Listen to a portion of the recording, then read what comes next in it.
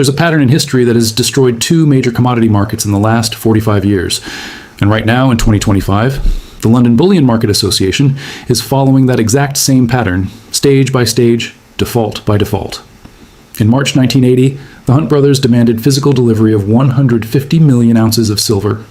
COMEX crashed the price 50% in one day. In March 2022, the London Metal Exchange canceled $12 billion in trades when Tsingshan couldn't deliver nickel. 2 times. 2 markets. 2 complete breakdowns when physical demand met paper leverage. The LBMA has already completed 3 of the 4 stages. In October 2025, silver lease rates hit 40%, matching the exact spike from Silver Thursday 1980. Indian silver ETFs suspended subscriptions because they couldn't source physical metal from London's liquid market. This is the story of what happens when leverage meets delivery and why the pattern says London is next. The 4-stage collapse pattern isn't theoretical. It's documented in every commodity market that tried to promise more metal than it could deliver. Stage 1, leverage builds silently as paper contracts multiply faster than physical supply. Stage 2, a catalyst exposes the mismatch, a delivery demand, a supply shock, a credit squeeze. Stage 3, the system implements emergency measures to prevent defaults. Stage 4, rule changes or forced cash settlements replace physical delivery obligations. London is deep into Stage 4 right now. For decades, the London Bullion Market Association has been the world's gold and silver trading hub, clearing 90% of global over-the-counter precious metals transactions worth 2.146 billion ounces traded daily. In October 2025, that system began to fracture. The numbers are simple and they're terrifying. LBMA reports 851 million ounces held in London vaults. But daily spot contract volume of 1.93 billion ounces, multiplied by a conservative 2 times turnover rate, creates standing claims for 3.86 billion ounces. That's 4.5 times the physical metal available. When just 5 to 10% of contract holders demand actual delivery instead of cash settlement, the system breaks. It's not a question of if, it's a question of when enough participants decide paper isn't good enough. The warning signs appeared in September 2025. Silver lease rates, the cost to borrow physical metal, spiked to 40%. Normal rates hover around 0.3 to 0.5%. A 13,000% increase doesn't happen unless someone desperately needs metal that doesn't exist. London's free float, immediately available silver, fell to 155 million ounces, the lowest in modern history. Industrial users in India suspended their ETF subscriptions because they couldn't source physical silver at any premium. This isn't speculation. It's documented stress in the clearing system itself. When London lease rates hit 40% in October 2025, levels last seen during the Hunt brothers squeeze of March 1980, it confirmed what the data had been screaming for months. The paper market had written promises it couldn't keep. The LBMA added 54 million ounces in October 2025, sourced from COMEX in China through emergency airfreight shipments. Silver bars flew across oceans in chartered cargo planes, an unprecedented logistics operation that revealed the depth of the supply crisis. You don't pay 10 to 20 times normal shipping costs unless ground transport is too slow to prevent default.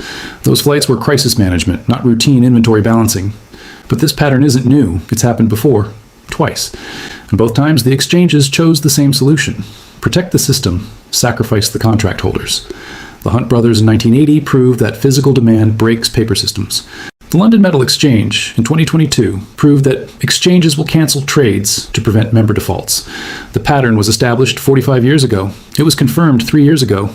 And now we're watching it unfold again in real time, with the same warning signs, the same leverage ratios, the same emergency measures.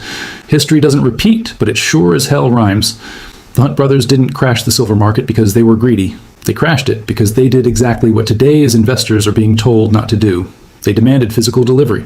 Between 1973 and January 1980, Nelson Bunker Hunt and William Herbert Hunt accumulated 150 to 200 million ounces of physical silver, roughly 1/3 of the world's deliverable supply.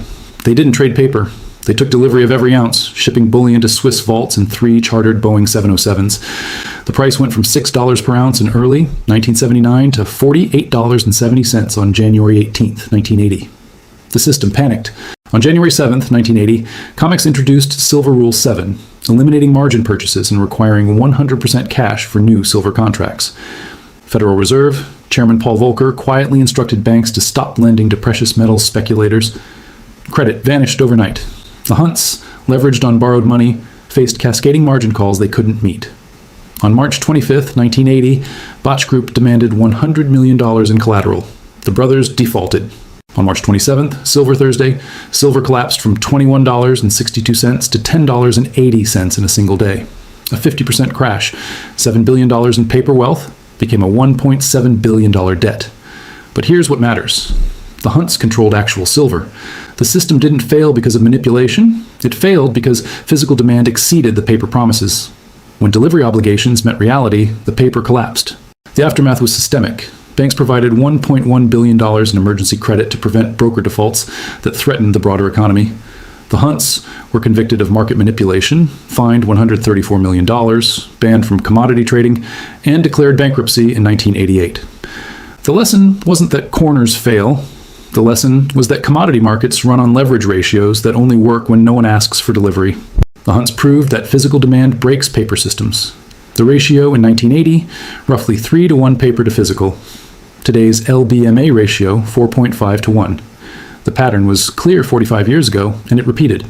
March 8th, 2022, 6:00 a.m., London Metal Exchange. Nickel futures hit $101,365 per metric ton. 5 hours earlier, they were trading at $50,000. By 8:15 a.m., the LME suspended all nickel trading and canceled $12 billion worth of executed trades. The pattern was identical to 1980, just faster. Chinese stainless steel producer Tsingshan Holding Group held short positions on 100,000 to 300,000 metric tons of nickel, 5 times the physical nickel in LME warehouses. When Russia invaded Ukraine on February 24, 2022, sanctions disrupted Russian nickel exports. Prices surged. Tsingshan faced margin calls of $16 billion in 4 days. The company couldn't deliver. Neither could the system. The LME had 2 choices. Let Tsingshan and multiple broker-dealers default, triggering systemic collapse, or cancel the trades. They chose cancellation, invalidating $12 billion in legal contracts to prevent member defaults. The UK High Court upheld the decision in November 2023, ruling the market had become disorderly and cancellation was the only way to maintain stability. Translation: when physical delivery obligations exceeded available supply, the exchange rewrote the rules. Hedge fund Elliott Associates and trader Jane Street, who had profited $200+ million on long positions, watched their gains evaporate. The court ruled that maintaining orderly markets superseded individual contract rights. LME's justification: the nickel price had ceased to be rationally connected with the physical market. The paper market had detached from physical reality. Sound familiar? Between Hunt Brothers 1980 and LME Nickel 2022, the pattern held: leverage-driven systems promise delivery they can't fulfill. When physical demand spikes, exchanges suspend, cancel, or force cash settlement.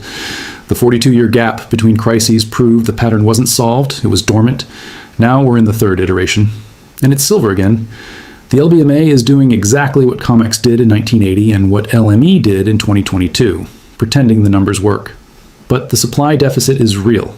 Global silver has run structural deficits since 2021.